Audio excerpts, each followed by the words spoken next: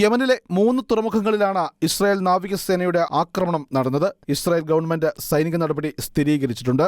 കഴിഞ്ഞ ദിവസം രാത്രിയിൽ ഇസ്രായേൽ സൈന്യത്തിന്റെ അറബിക് വക്താവ് അവിചായ് അദ്രി യമനിലെ 3 തുറമുഖങ്ങളായ റാസ് ഈസ, ഹൊദൈദ, അൽ സലീഫ് തുറമുഖങ്ങൾ ഇസ്രായേൽ സൈന്യം ആക്രമിക്കുന്നു, തുറമുഖങ്ങളിലും പരിസരങ്ങളിലുമുള്ള സാധാരണക്കാർ ഒഴിഞ്ഞു പോകണമെന്ന നിർദ്ദേശം നൽകിയിരുന്നു.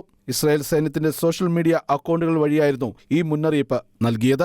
അതിനുശേഷമായിരുന്നു ഇസ്രായേൽ നാവികസേനയുടെ ആക്രമണം ഹൂത്തി നിയന്ത്രണത്തിലുള്ള തുറമുഖങ്ങളിൽ നടത്തപ്പെട്ടത്. സൈനിക നടപടിയെക്കുറിച്ച് ഇസ്രായേൽ പ്രതിരോധ മന്ത്രി ഇസ്രായേൽ കാറ്റ്സ് പറഞ്ഞത് ഇങ്ങനെയാണ്: ഇസ്രായേൽ സൈന്യത്തിന്റെ ഈ നടപടി ഹൂത്തികൾക്കുള്ള ശക്തമായ മുന്നറിയിപ്പാണെന്നും ഇസ്രായേലിനെതിരെ ഭീകരപ്രവർത്തനങ്ങൾ ആവർത്തിച്ചാൽ കനത്ത പ്രഹരം ഏൽക്കേണ്ടി വരുമെന്നായിരുന്നു. ഹൂത്തി തുറമുഖങ്ങൾ ഇനിയുള്ള മാസങ്ങൾ പ്രവർത്തിക്കാത്ത തരത്തിൽ ആക്രമണം നടത്തിയെന്നാണ് ഇസ്രായേൽ സൈനിക വൃത്തങ്ങൾ നൽകുന്ന സൂചന. അതേസമയം കഴിഞ്ഞ മെയ് 28-ന് ഇസ്രായേൽ വ്യോമസേന യമനിലെ സന വിമാനത്താവളത്തിൽ ആക്രമണം നടത്തിയിരുന്നു.